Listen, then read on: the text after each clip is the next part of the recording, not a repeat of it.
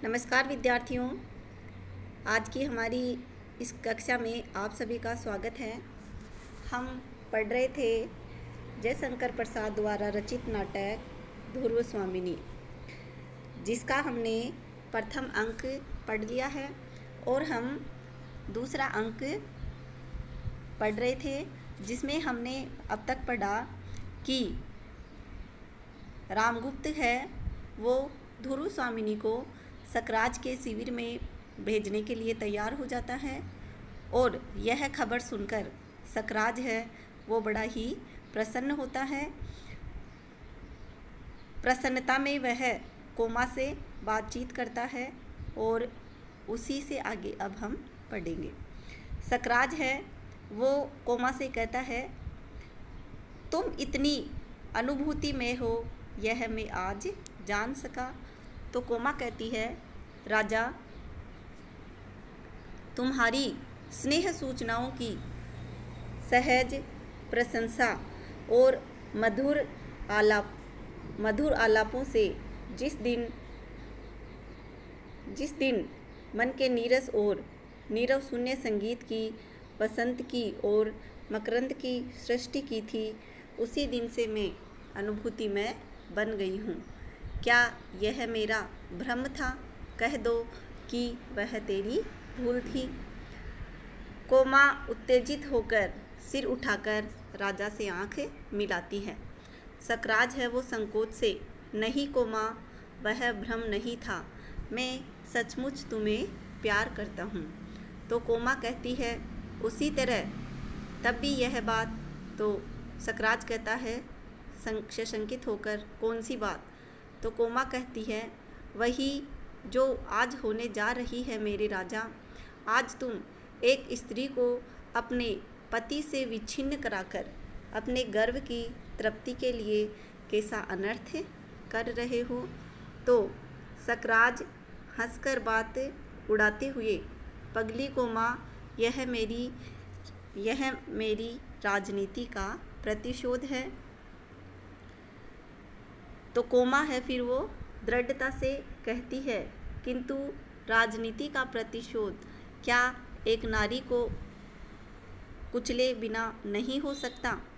तो सकराज कहता है, जो विषय समझ में न आवे उस पर विवाद न करो। कोमा है वो खिन्न होकर कहती है, मैं क्यों न करूं? ठहरती है, किंतु नहीं, मुझे विवाद करने का अधिकार नहीं, यह मैं समझ गई।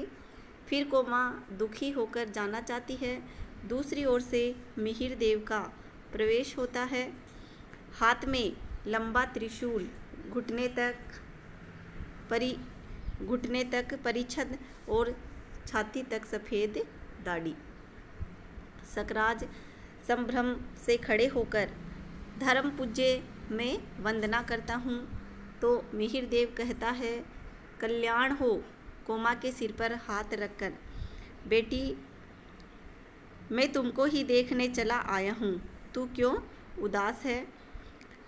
सकराज की ओर गूढ़ दृष्टि से देखने लगता है।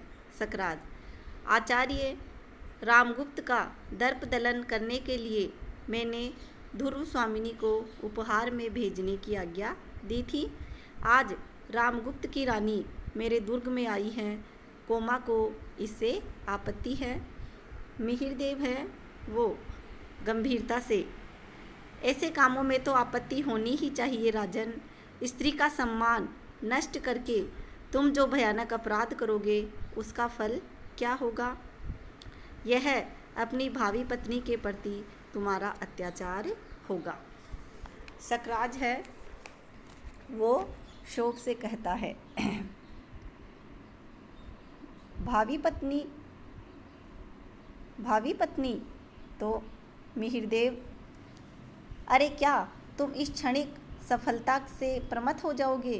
क्या तुमने अपने आचार्य की प्रतिपालिता कुमारी के साथ स्नेह का संबंध नहीं स्थापित किया है? क्या इसमें भी संदेह है राजा? स्त्रियों का स्नेह विश्वास भंग कर देना कोमल तंतु को तोड़ने से भी सहज है, परंतु सावधान होकर उसके परिणाम को सोच लो। तो सकराज कहता है, मैं समझता हूँ कि आप मेरे राजनीति कामों में हस्तक्षेप न करें तो अच्छा है। तो मिहिरदेव कहता है, राजनीति ही मनुष्यों के लिए सब कुछ नहीं है। राजनीति के पीछे नीति से भी हाथ न धो बैठो, जिसका विश्व मानव के साथ व्यापक संबंध है। राजनीति की साधारण छलनाओं से सफलता प्राप्त करके क्षण भर के लिए तुम अपने को चतुर समझने की भूल कर सकते हो, परंतु इस भीषण संसार में एक प्रेम करने वाले हृदय को खो देना सबसे बड़ी हानि है। तो सकराज दो प्यार करने वाले हृदयों के बीच में स्वर्गीय ज्योति का निवास है, ऐसा कहता है मिहिरदेव सकराज से। तो सकराज कहता है, बस बहुत हो चुका, आपके महत्व की भी एक सीमा होगी। अब आप यहाँ से नहीं जाते हैं तो मैं चला जाता हूँ। ऐसा कहकर सकराज है वहाँ से प्रस्थान कर लेता है। मिहिरदेव, चल कोमा, हम लोगों को लताओं, वृक्षों और चट्टानों से छाया और सहानुभूति मिलेगी। इस दुर्ग से बाहर चल। तो कोमा गदगद कंठ से कहती है, पिताजी, फिर वहीं खड़ी रहती है। तो मिहिरदेव कहते हैं, बेटी, हृदय को संभाल, कष्ट सहने के लिए प्रस्तुत हो जा। छल का बहिरंग प्रताड़ना से बड़ा मोह होता है, उसे छोड़ने को मन नहीं करता। कोमा, छल का बहिरंग बड़ा सुंदर होता है, विनीत और आकर्षक भी, पर दुखदायी, और हृदय को भेदने के लिए ही इस बंधन को तोड़ डाल। कोमा है वो सकरुण, तोड़ डालूं पिताजी।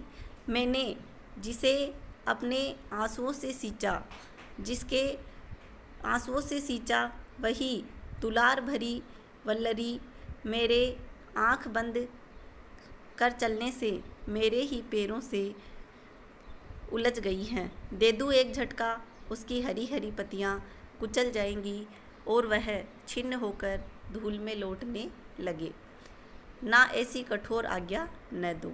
तो मिहिरदेव निश्वास लेकर आकाश को देखते हुए, यहाँ तेरी भलाई होती तो मैं चलने के लिए न कहता।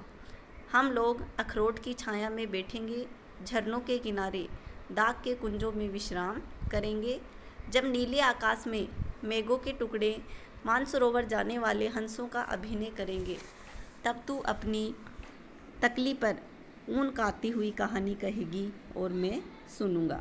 तो कोमा कहती है, तो चलूं एक घड़ी के लिए। मुझे अर्धवाक्य की योजना है यहाँ पे। तो मिहिरदेव उबकर आकाश की ओर देखता है। तू नहीं मानती, वह देख, नील लोहित रंग का धूमकेतु अविचल भाव से इस दुर्ग की ओर कैसा भयानक संकेत कर रहा है।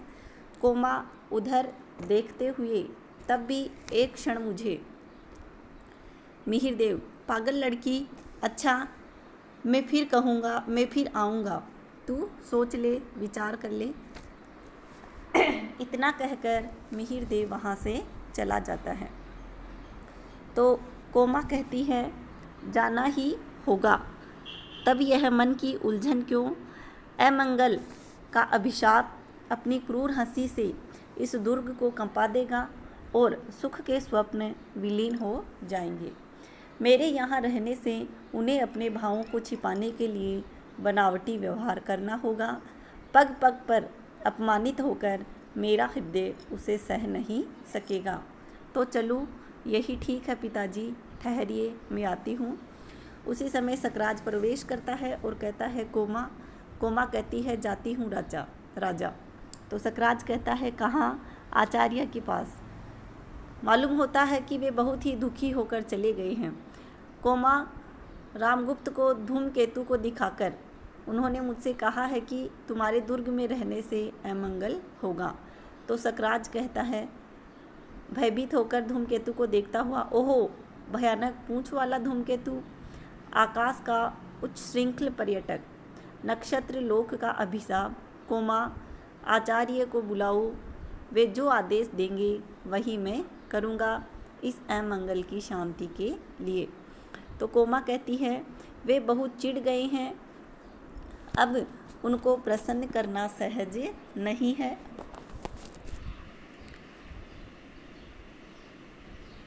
वे मुझे अपने साथ लेवा जाने के लिए मेरी प्रतीक्षा करते होंगे।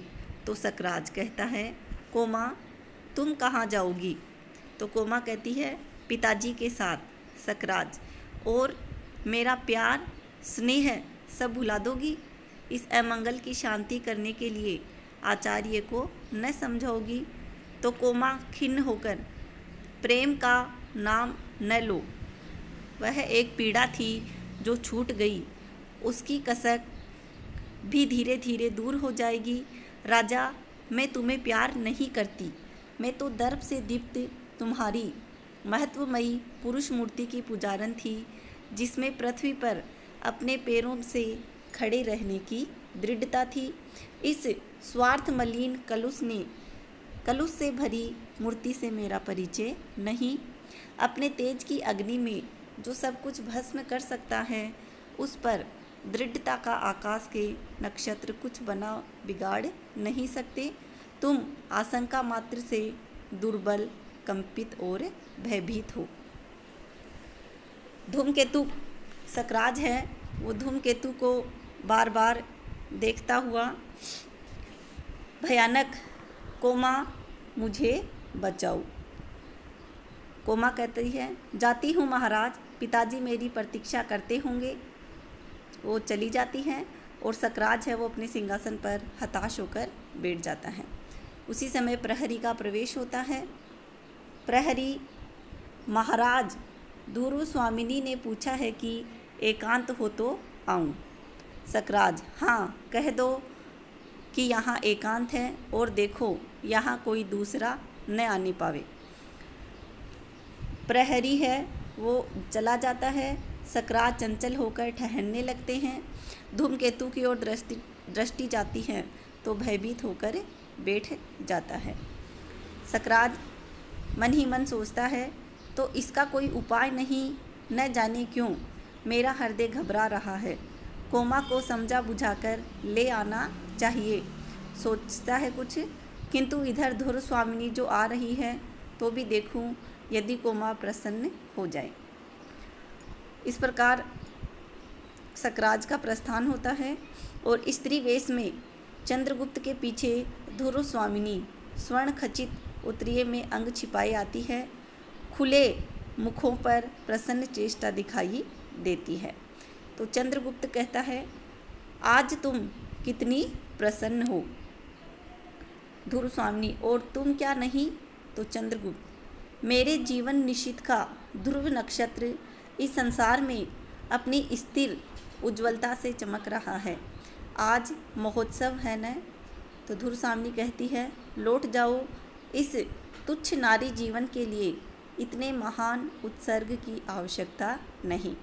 तो चंद्रगुप्त कहता है देवी यह तुम्हारा क्षणिक मोह है, मेरी परीक्षा न लो। मेरे शरीर ने चाहे जो रूप धारण किया हो किंतु हृदय निश्चल है। धुर स्वामिनी अपनी कामना की वस्तु न पाकर यह आत्महत्या जैसा प्रसंग तो नहीं है। चंद्रगुप्त तीखे वचनों से मर्माहत करके भी आज कोई मुझे इस मृत्यु पथ से विमुख नहीं कर सकता। मैं केवल अपना कर्तव्य करूं, इसी में मुझे सुख है। धुरु स्वामिनी संकेत करती है। सकराज का प्रवेश होता है। दोनों चुप हो जाते हैं। वह दोनों को देखकर चकित होकर देखता है। सकराज कहता है मैं किसको रानी समझूं? रूप का ऐसा तीव्र आलोक नहीं मैंने कभी नहीं देखा था। इसमें कौन धुर स्वामिनी है? धुर स्वामिनी आगे बढ़कर यह मैं आ गई हूँ। चंद्रगुप्त कहता है हंसते हुए सकराज को तुम धोखा नहीं दे सकती हो। धुर स्वामिनी कौन है यह अंधा भी बता सकता है। धुर स्वामिनी कहती है आश्चर्य से चंद्रे तुमको क्या हो गया है? यहाँ आने पर तुम्हारी इच्छा रानी बनने की हो गई है या मुझे सकराज से बचा लेने के लिए यह तुम्हारी स्वामी भक्ति है? सकराज चकित होकर दोनों की ओर देखता है। चंद्रगुप्त, कौन जाने तुम ही ऐसा कर रही हो। धुर स्वामिनी कहती हैं, चंद्रे, तुम मुझे दोनों ओर से नष्ट न करो। यहाँ से लौट जाने पर भी क्या मैं गुप्त काल के अंतपुर में रहने पाऊंगी। तो चंद्रगुप्त कहता है, चंद्रे कहकर मुझको पुकारने से तुम्हारा क्या तात्पर्य है। यह अच्छा झगड़ा फैलाया, इसीलिए मैंने एकांत में मिलने की प्रार्थना की थी। तो धुर स्वामिनी कहती है, तो क्या मैं यहाँ भी चली जाऊँगी। सकराज कहता है, ठहरो, और दोनों को ध्यान से देखता है। क्या चिंता यदि मैं दोनों को ही रानी समझ लूँ। तो धुर स्वामिनी, तो चंद्रगुप्त, हाँ, क्यों, इसमें क्या बुरी बात है। जी नहीं। तो चंद्रगुप्त कहता है, जी नहीं, यह नहीं हो सकता। धुर स्वामिनी कौन है, पहले इसका निर्णय होना चाहिए।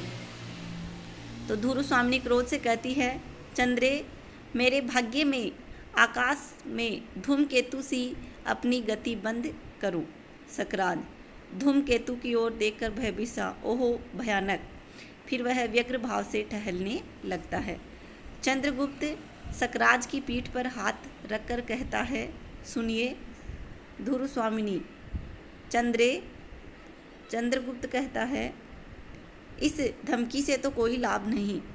तो धुर स्वामिनी, तो फिर मेरा और तुम्हारा जीवन मरण साथ ही होगा। तो चंद्रगुप्त कहता है, तो डरता कौन है। दोनों शीघ्रता से कटार निकाल लेते हैं। सकराज घबराता है और कहता है, यह क्या, तुम लोग यह क्या कर रही हो। ठहरो, आचार्य ने ठीक कहा है, आज शुभ मुहूर्त नहीं है। मैं कल विश्वसनीय व्यक्ति को बुलाकर निश्चय कर लूँगा। आज तुम लोग विश्राम करो। नहीं, इसका निश्चय तो आज ही होना चाहिए। धुर स्वामिनी, नहीं, इसका निश्चय तो आज ही होना चाहिए। तो सकराज है, वो बीच में खड़ा होकर कहता है, मैं कहता हूँ ना। तो चंद्रगुप्त कहता है, वाह रे कहने वाले। धुर स्वामिनी और मानो चंद्रगुप्त के आक्रमण से भयभीत होकर सकराज पीछे हटता है और तूर्यनाद करती है। सकराज आश्चर्य से उसे सुनता हुआ सहसा घूमकर चंद्रगुप्त का हाथ पकड़ लेता है।